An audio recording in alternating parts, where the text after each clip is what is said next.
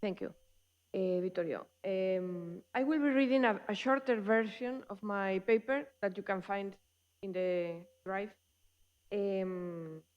because I cannot read the whole thing. It's impossible. So, no. Well, social systems depend on abstract categorization.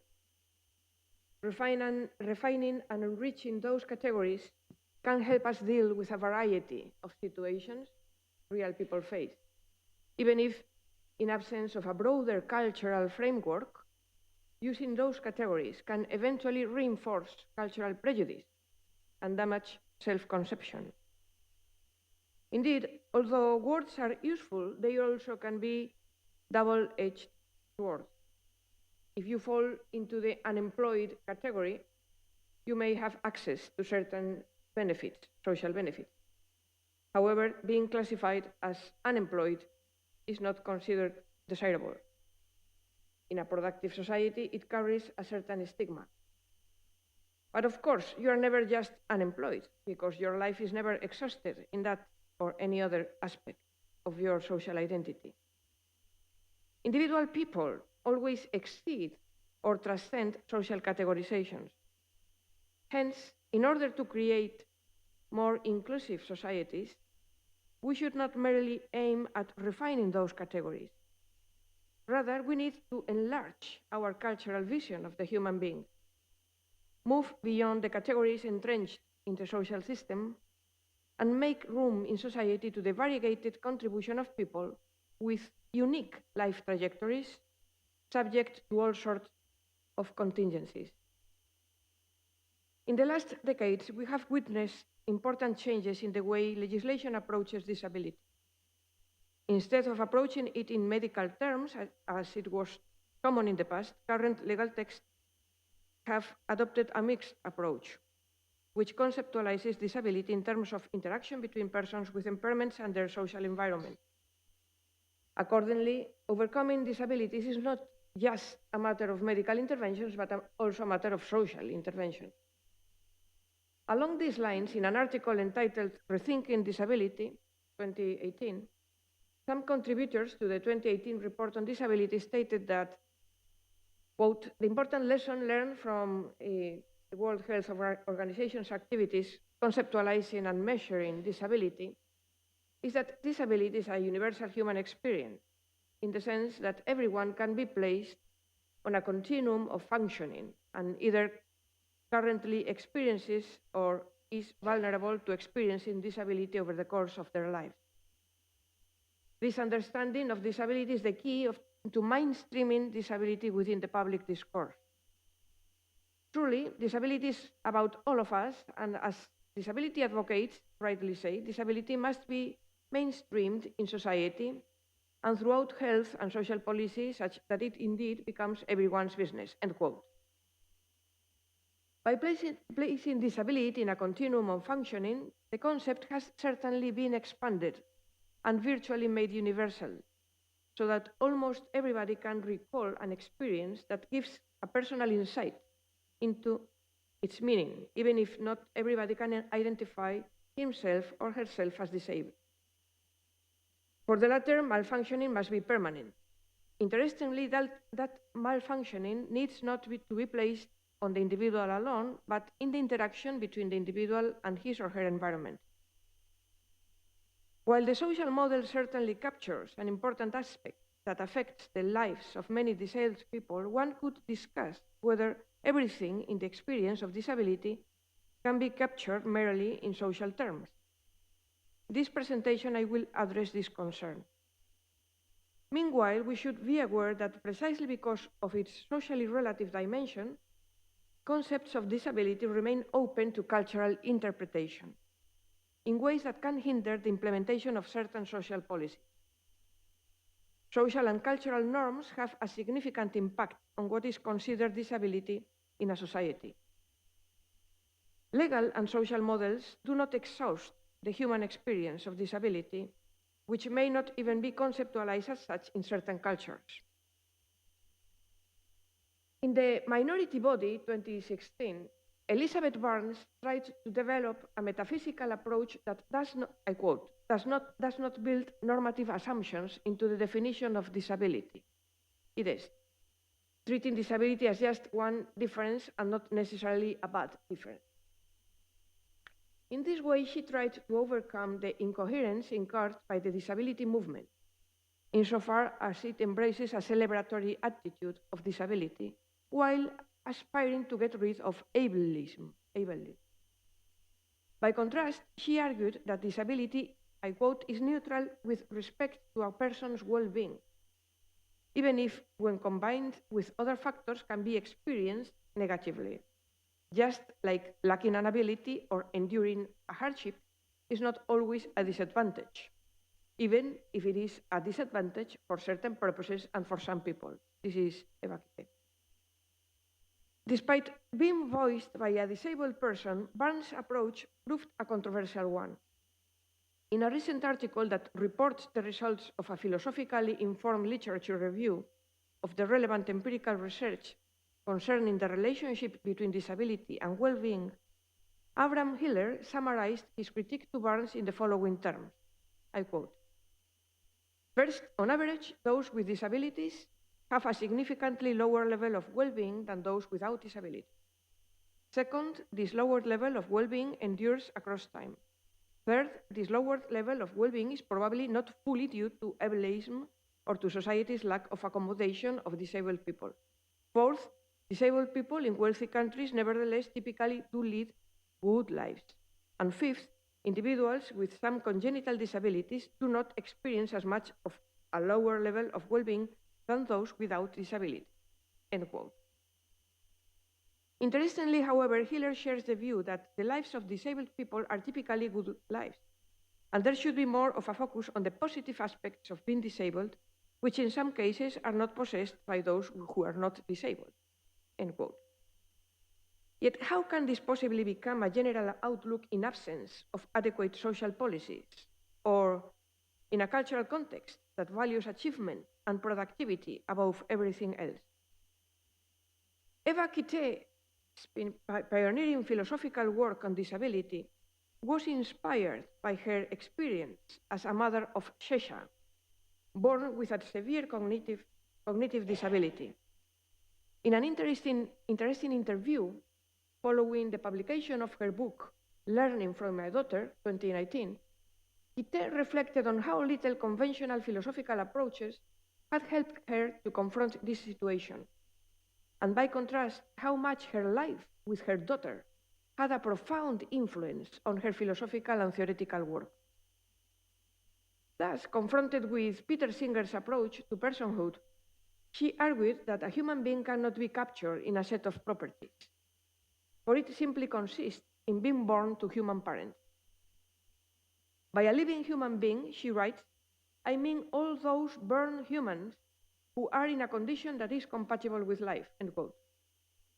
Against Jeff McMahon and Singer's criticisms, she takes being human to represent a sufficiency condition to be accorded full moral status.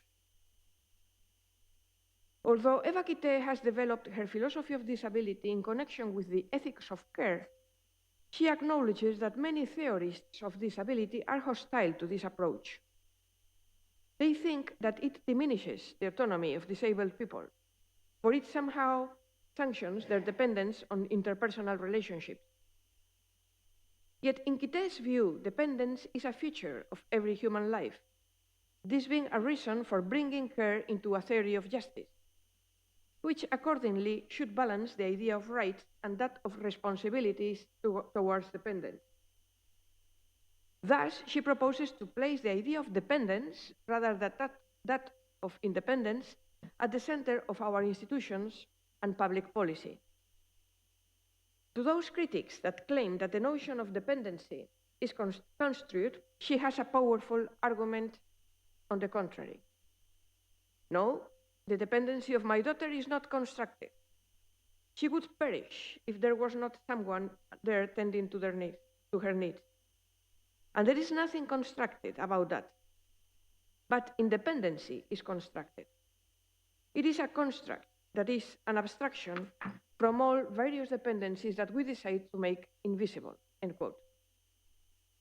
In saying this, she does not deny the existence of socially constructed dependencies that are pernicious.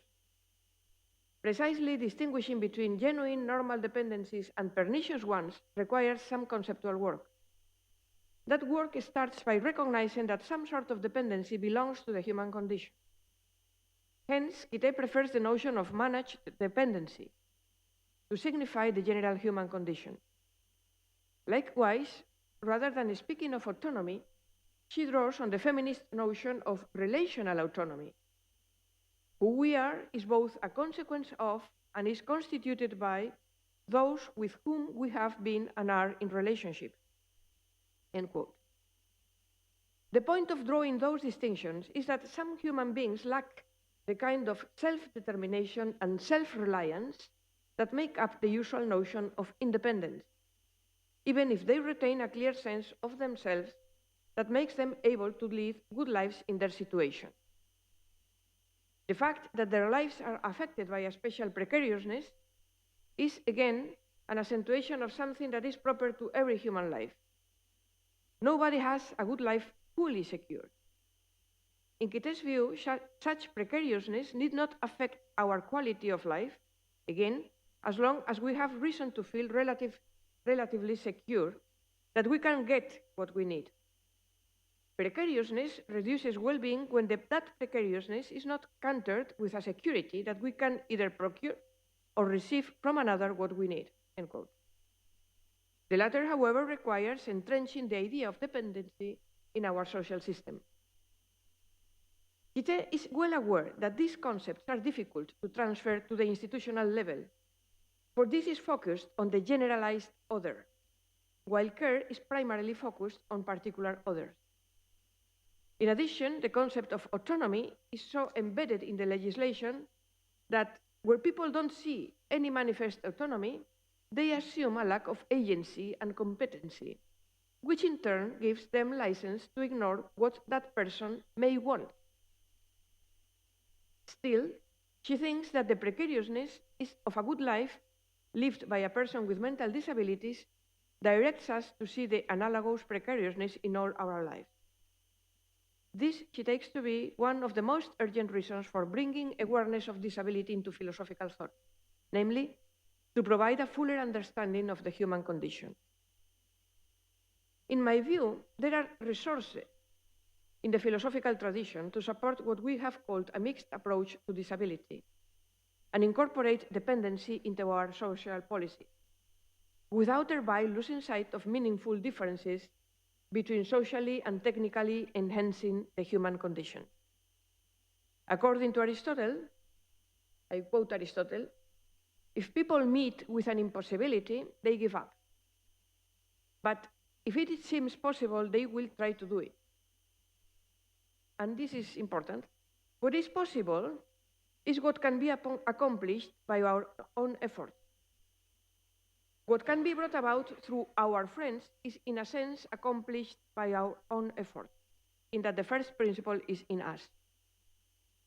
The question is sometimes what tools to use, sometimes what use to make of them. The same goes for other cases. Sometimes the question is the means, sometimes how they are to be used, or the means to that use, end quote. These words by Aristotle could provide some grounds to the view that aims to overcome decontextualized approaches to disability. Interestingly, however, Aristotle establishes a significant difference between what we can attain through our own efforts and what can be attained only through other means. And even more interestingly, by our own efforts, he includes the help we get from our friends, arguing that in this case, the first principle is still in us. Aristotle takes friends to be closer to the actions principle than whatever technical means, perhaps because we invest more efforts in identifying with our friends or family than in using external tools. Considering what could count as socially normal in a given society, both in relational terms and available technological means, Aristotle's words could partially support the invitation to frame disability in social terms. Yet his approach still makes a meaningful distinction between our body, our organism, as a natural part of our own selves, and external instruments that we use to pursue our ends. I think this distinction cannot be dispensed with in order to differentiate between enabling technologies, which restore organic functionality to normal parameters, and enhancing technologies, which exponentially increase differences among humans depending on their economic resources. I am fully aware that speaking both of what counts as socially normal and of normal parameters is likely to arise objections, for this language can easily acquire normative connotations that indirectly create social stigma among those who deviate from that normality. A deeper reflection on the concept of social normality is needed. Indeed, if the purpose of social policies is to help people to make the most of their lives in an equitable way, we cannot dispense with that kind of reflection. While making the most of our lives can mean different things for different people, social policies do make some tacit assumptions about it when they speak of well-being, quality of life, and have a high regard for individual autonomy. As we know, for Aristotle, good life is not identical with well-being, for it requires virtuous actions and works on the side of the agent. However, Aristotle admits that in normal circumstances, virtuous actions not only require good proairesis, good elections, good choices, but also organic functionality and some external tools. The fact that human affairs are subject to many contingencies and misfortunes only indicates the fragility of human happiness, of human goodness. Aquinas also seems to subscribe this view. In this world, we count on external goods and friends to remedy organic malfunctions. However, as a Christian, he anticipates another perfect happiness, and interestingly, only when he analyzes the requirements for this perfect happiness, which he identifies with seeing God, does the basic distinction between a functional body and external instruments emerge in a different light. In that context, he asserts that the perfection of the body will be part of perfect happiness, for it is natural to the soul to be united to the body, which is to say, it is natural to the soul to express itself through the body. By contrast, external goods are not necessary for perfect happiness. They are only requisite for the support of the animal body, or for certain operations which belong to human life. However, it's different with friends. Aquinas quotes St. Augustine to say that the presence of friends does contribute even to the perfect happiness that consists only in seeing God, insofar as they see one another and rejoice in God at their fellowship, end quote. The concepts developed by Aristotle and Aquinas would support a relative blurring of the frontiers between disability and social context. While there remains a difference between the ways we relate to our body and to external instruments, in practice, remedying disability can involve medical and social resources, obviously. The same could also be said of aging. Yet, in my view, considering human aging merely from the perspective of disability is misleading. Aging can certainly be experienced as a slow, evolving diachronic disability, as a sort of disability in progress. Yet such an approach does not full justice to the phenomenon of human aging. For leaving aside the fact that an aged person can be perfectly healthy, the passing of time also unveils for us new dimensions of experience which can enrich human life, both at the individual and the societal level. At the individual level, nobody conveyed this experience in a more passionate way as St. Paul in one of his letters to the Corinthians. Indeed, though this outer human nature of ours may be falling into decay, at the same time, our inner human nature is renewed day by day. These words by St. Paul show that human aging cannot simply be equated to natural decay. There are other spiritual dimensions that need to be considered in order to give full account of the human experience of aging. In human beings, natural decay can actually be accompanied by spiritual growth. A spiritual growth that, beyond any phenomenology of human experience, for Paul could even remain hidden to our own conscience. From a philosophical perspective, we probably cannot go that far. How can we go beyond our own conscience? However, we can retain the fact that human aging is not a one-sided phenomenon.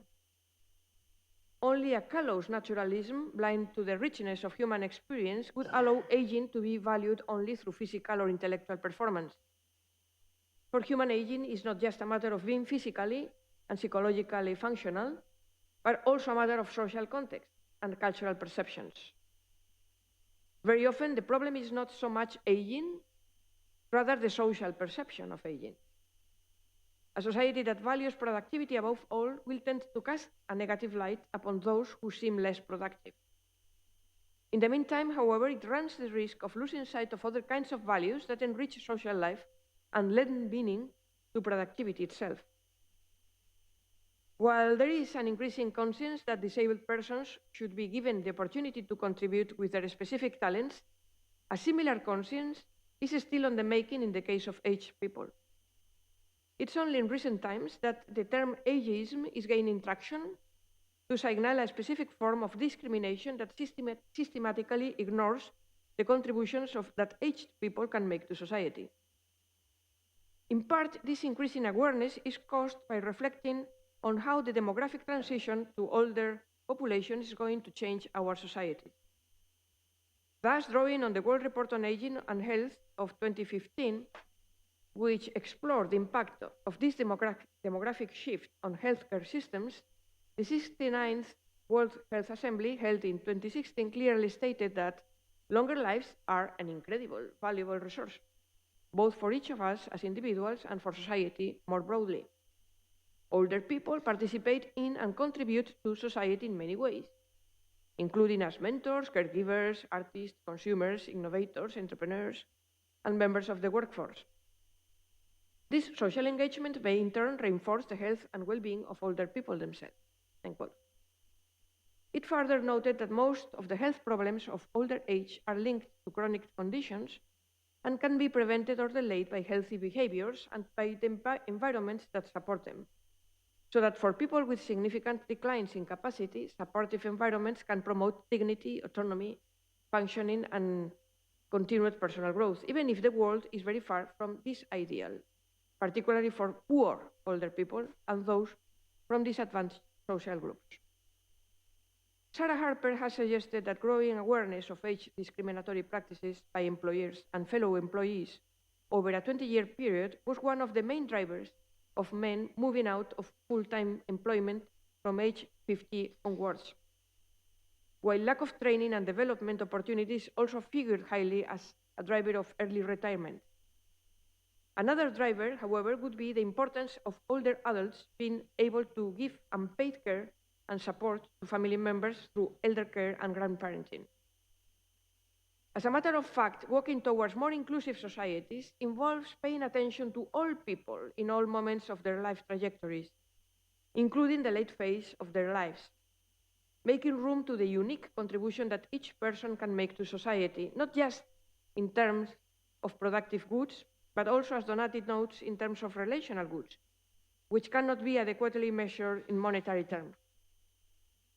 From this perspective, besides considering the societal resources needed to sustain the demographic change, we also need to spark cultural change regarding the value of later life. In this regard, we need to pay special attention to those cases in which all productivity fades, as it is the case with people affected by severe disabilities or senility, for the way we treat them reveals to us something important about ourselves. I am finishing. Precisely when all functional values have disappeared, and there is only room for recognizing and asserting the presence of the other, taking care of other human beings becomes a bare mirror for our own humanity. This is clearly the experience Quité describes as the ability to just being able to be, just being able to appreciate the gift of being, and coming up with this as one component of a good life.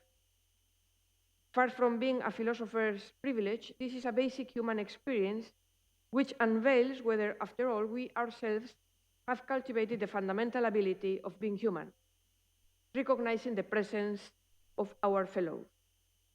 To this effect, she refers an marvelous anecdote. Recently, I met an advocate for disabled and abused children who works in a hospital. She told me of a woman who would come in frequently because the child she had adopted had very significant disabilities and many serious medical conditions that needed constant monitoring. The mother, she said, was not an educated woman, but she was someone who acted as a foster mother for many and had adopted several of the children who had disabilities. The child in question was the most seriously affected of her children. The adoptive mother took beautiful care of him. In speaking to the advocate, she said, "People always ask me, what he do? Why people always ask me what he do? He be. She understood what I take to be an extremely profound point about the value of another human being. It is not what he does. He just is. He's just here. And in his case, that's sufficient." End quote.